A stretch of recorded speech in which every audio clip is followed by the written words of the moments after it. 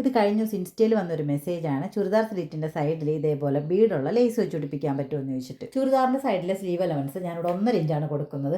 നമുക്ക് എവിടെ വരെയാണോ സ്ലിറ്റ് ആവശ്യം അവിടെ വരെ ഇതേപോലെ ലൈൻ വരച്ചിട്ട് നമുക്കൊന്ന് അടയാളപ്പെടുത്തി കൊടുക്കാം. ഞാനൊരു മിനിയേച്ചർ രൂപത്തിലാണ് ചെയ്യുന്നത്, നിങ്ങൾക്ക് കണ്ടാൽ മനസ്സിലാക്കാവുന്നതേ ഉള്ളൂ. അപ്പോൾ നമുക്ക് ആവശ്യമുള്ള സ്ഥലം വരെ ഇതേപോലെ അടിച്ചു കൊടുത്തിട്ട് ബാക്കിയുള്ള സ്ഥലമാണ് നമ്മുടെ സ്ലിറ്റ്. അപ്പോൾ ഇത് മടക്കി വെച്ച് കൊടുക്കുക. ഈ മടക്കി വെച്ചേക്കണത് ഇപ്പോൾ 1.5 ഇഞ്ച് ഉണ്ടാവുമല്ലോ. ഈ സ്ലിറ്റ് നല്ല രീതിയിൽ ഇരിക്കാൻ വേണ്ടിയിട്ട് ഇവിടെ ഒരു ചെറിയ പീസ് വെച്ച് പിടിപ്പിക്കുന്ന ഒരു ചെറിയൊരു ട്രിക്ക് ഉണ്ട്. അതിൻ്റെയൊക്കെ വീഡിയോ ഇട്ടിട്ടുണ്ട് കേട്ടോ, ഒന്ന് കയറി നോക്കിയാൽ. ഇങ്ങനെ ലേസ് വെച്ച് പിടിപ്പിക്കേണ്ട ചെയ്യേണ്ട ഒരു കാര്യം, 1.5 ഇഞ്ച് താഴ്ത്തുനിന്നും ഇതേപോലെ സ്ലീവ് അലവൻസ് കൊടുക്കണം. സാധാരണ നമ്മൾ 1 ഇഞ്ചൊക്കെ അല്ലേ മടക്കി അടിക്കുകയുള്ളൂ. അപ്പോൾ 1.5 ഇഞ്ചെങ്കിലും കൊടുത്താലേ കാണാനായിട്ട് കുറച്ചും കൂടി ഭംഗി ഉണ്ടാവുള്ളൂ, ഒരേപോലെ ഇരിക്കുകയുള്ളൂ.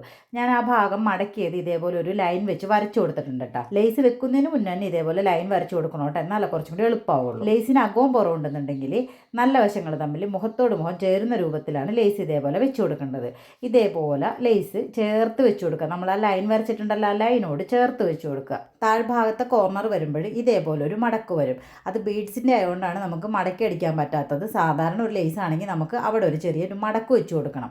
ഇതാകുമ്പോൾ ചെറുതായിട്ടൊന്ന് മറിച്ച് ഇതേപോലെ വെച്ച് കൊടുത്താൽ മതി. അതിനുശേഷം ഈ ലേസ് ഈ കോർണറിൽ നിന്ന് മുകളിലേക്ക് പോകും. ഞാൻ ഇപ്പുറത്തെ സൈഡ് കാണിക്കുന്നില്ല, അപ്പോൾ ഇത് കണ്ടു കഴിഞ്ഞാൽ നിങ്ങൾ മനസ്സിലാക്കിക്കൊള്ളണം. ഇത് ഇപ്പുറത്തെ സൈഡിലേക്ക് കണ്ടില്ലേ, ഇങ്ങനെ പോകും. അപ്പോൾ രണ്ട് സൈഡിൽ നമുക്ക് ലേസ് ആയില്ല, ഞാൻ ഒരു വശം കൂടെ കാണിക്കണമല്ലോ കേട്ടോ. സ്റ്റിച്ച് ചെയ്യാനായിട്ട് ഞാൻ സിംഗിൾ ഫുട്ടാണ് എടുത്തിരിക്കുന്നത്.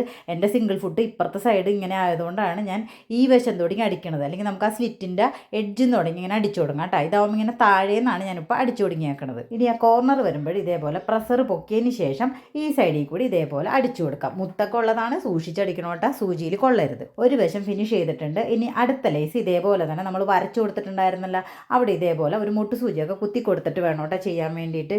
ഇങ്ങനത്തെ ബീഡ്സിൻ്റെ ലേസ് ആകുമ്പോൾ കയ്യിൽ നിന്ന് തെറ്റിപ്പോകാനുള്ള സാധ്യത ഉണ്ട്, അതുകൊണ്ടാണ് അങ്ങനെ ചെയ്യണത്. ആ സ്ലിറ്റിൻ്റെ അവിടെ നിന്ന് ഒരു 1/2 ഇഞ്ച് മുകളിലേക്ക് കയറ്റിയിട്ട് വേണം കേട്ടോ ലേസ് വെക്കാൻ വേണ്ടിയിട്ട്. മുത്തുള്ളതുകൊണ്ട് തന്നെ എൻ്റെ ഇടയിലേക്കൊക്കെ കയറ്റി വെക്കാനായിട്ട് ഇത്തിരി ബുദ്ധിമുട്ടായിരിക്കും. എന്നാലും കയറ്റി വെച്ച് അടിച്ച് കഴിഞ്ഞിട്ടുണ്ടെങ്കിൽ നല്ല ഭംഗിയുള്ളൊരു ഡിസൈൻ കിട്ടും. അപ്പോൾ നമ്മൾ ഈ സൈഡും ഇതേപോലെ ചെയ്തിട്ടുണ്ട്. ഇനി അതിൻ്റെ മുകളിലുള്ള കുറച്ച് മുത്തൊക്കെ നമുക്ക് എടുത്ത് കളയാട്ടോ. ബാലൻസ് ആയിട്ട് അവിടെ കിടന്നിരുന്ന തുണി ഉണ്ടല്ലോ, അത് ഇതേപോലെ മടക്കിയിട്ട് ലേസിൻ്റെ മുകളിലേക്ക് വെക്കാം. ഇതാണ് നമ്മുടെ സ്ലിറ്റിൻ്റെ മടക്കി അടിക്കുന്ന സ്ഥലമായിട്ട് വരുന്നത്. അവസാനം ഇതേപോലെ മടക്കി മുത്ത് മാത്രം കാണുന്ന രൂപത്തിലാക്കി വെക്കുക. ഇതേപോലെ അടിഭാഗവും ഇതേപോലെ തന്നെ മടക്കി വെച്ച് കൊടുക്കുക. എന്നിട്ട് നമുക്കൊന്ന് മുട്ടുസൂചി കുത്തി വെച്ച് കൊടുക്കുക കേട്ടോ. മുകൾ ഭാഗത്തും ആ കോർണർ ഭാഗത്തും മുട്ടുസൂചി കുത്തിയിട്ട് നമുക്കത് നേരെ തന്നെ ഇതേപോലെ അടിച്ചു കൊടുക്കുക. ഈ കോർണർ ഭാഗം എത്തുമ്പോൾ ഇതേപോലെ പ്രഷർ പൊക്കിയിട്ട് ഇപ്പുറത്തെ സൈഡിലേക്ക് അടിച്ചു കൊടുക്കുക. ഇപ്പോൾ നിങ്ങൾ വിചാരിക്കും ആദ്യം തന്നെ ഇതേപോലെ മടക്കി വെച്ച് കൊടുത്തിട്ട് മുട്ടുസൂചി കുത്തിയിട്ട് ചെയ്താൽ പോരെയെന്ന്. പക്ഷേ ഇങ്ങനെ ബീഡൊക്കെ ഉള്ളതാവുമ്പോൾ നമുക്ക് ആദ്യം തന്നെ ഇങ്ങനെ ചെയ്താൽ ഒരു വൃത്തി ഉണ്ടാവില്ല, തെന്നിപ്പോവാനും സാധ്യത കൂടുതലാണ്. ഇപ്പോൾ അത് ഇങ്ങനെ കിട്ടിയിട്ടുണ്ടല്ലോ. ഇതെല്ലാം ചെയ്യണത് ഓപ്പോസിറ്റ് സൈഡിലാണ് കേട്ടോ. അതിനുശേഷം ഇങ്ങനെ ഒന്ന് മടക്കി വെച്ച് കൊടുക്കുക. ആ കോർണർ മടക്കിയത് ഒന്നും കൂടി ഒന്ന് ശ്രദ്ധിക്കണം കേട്ടോ, എന്നാലേ നമുക്ക് അവിടെ ഇതേപോലെ ഷാർപ്പായിട്ടുള്ള കോർണർ കിട്ടുള്ളൂ. എനിക്കിവിടെ മടക്കി വെക്കണോടത്ത് പട്ടിൻ്റെ കര ചെയ്തുകൊണ്ട് അവിടെ ഇങ്ങനെ ഒന്ന് പൊന്തി നിൽക്കുന്നുണ്ട്.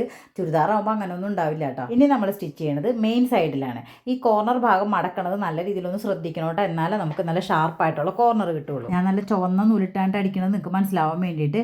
അപ്പോൾ ഈ ഭാഗത്ത് ഇതേപോലെ കുറച്ച് മുത്തും കാര്യങ്ങളൊക്കെ ഉണ്ടെങ്കിൽ അത് എടുത്ത് കളയാം. നമുക്ക് അവിടെ സ്ട്രെയിറ്റ് ആയിട്ട് ഇതേപോലെ ഒരു സ്റ്റിച്ച് കൊടുത്തിട്ടല്ലേ താഴേക്ക് പോകുന്നത്, അതിന് വേണ്ടിയിട്ട് കൈകൊണ്ട് ഇതേപോലെ നോക്കുക അവിടെ മുത്തൊന്നും ഇല്ലയെന്ന് ഉറപ്പ് വരുത്തിയിട്ട് ഇതേപോലെ അടിച്ചു കൊടുക്കുക. അപ്പോൾ മുത്ത് കളയുമ്പോൾ അവിടുത്തെ നൂല് കളയരുത് കേട്ടോ. നൂല് അവിടെ തന്നെ ഇരുന്നോട്ടെ. നൂലിൻ്റെ മുകളിലാണ് നമ്മൾ ഈ സ്റ്റിച്ച് കൊടുക്കുന്നത്. അപ്പോൾ അതവിടെ നല്ല ബലത്തിലിരുന്നോളും. അതിനുശേഷം ഇതേപോലെ എഡ്ജ് ഭാഗങ്ങളൊക്കെ നല്ല രീതിയിൽ തന്നെ അടിച്ചു കൊടുക്കുക. ഇപ്പുറത്തെ സൈഡും അതേപോലെ തന്നെ അടിച്ചു കൊടുക്കുക. ഞാനിവിടെ ഒരു സ്ലിറ്റ് മാത്രം കൊണ്ടാണ് കാണിക്കുന്നത്. ഈ അടുപ്പ് നേരെ ഇതേപോലെ താഴേക്ക് പോയിട്ട് അപ്പുറത്തെ സൈഡിലെ സ്ലിറ്റിലേക്ക് പോകേണ്ടതാണ്. റെഡ് നൂലിട്ട് അടിച്ചാക്കണതാണ് എൻ്റെ അടുപ്പിൻ്റെ വൈദഗ്ധ്യമൊക്കെ നിങ്ങൾ അറിഞ്ഞിട്ടുണ്ടാവുമല്ലേ. എന്നാലും കുഴപ്പമില്ല, നിങ്ങൾ അറിഞ്ഞിരിക്കണമല്ലോ ഇത് അടിക്കുമ്പോൾ ഉണ്ടാവുന്ന ബുദ്ധിമുട്ടുകൾ. സെയിം കളറിലെ നൂലാകുമ്പോൾ ഇത്രയും വൃത്തിയോടെ ഉണ്ടാവില്ല കേട്ടോ കാണാനായിട്ട്. ബീഡ്സിൻ്റെ ലേസ് വെക്കുന്നത് കാണിച്ചു തരാമെന്ന് പറഞ്ഞാൽ ഞാൻ കാണിച്ച് തന്നിരിക്കും. ഇത് ഷോർട്ട് വീഡിയോ ഇട്ടിട്ടുണ്ടെങ്കിൽ ഡൗട്ട് ക്ലിയർ ആയില്ലെങ്കിലാന്ന് വിചാരിച്ചിട്ടാണ് ലോങ് വീഡിയോ ഇട്ടത്. അപ്പോൾ എന്തായാലും ഡൗട്ടൊക്കെ ക്ലിയർ ആയെന്ന് വിചാരിക്കുന്നു. അപ്പോൾ ഇതേ ചെയ്ത് നോക്കിയിട്ടൊന്ന് അഭിപ്രായം പറയണം കേട്ടോ.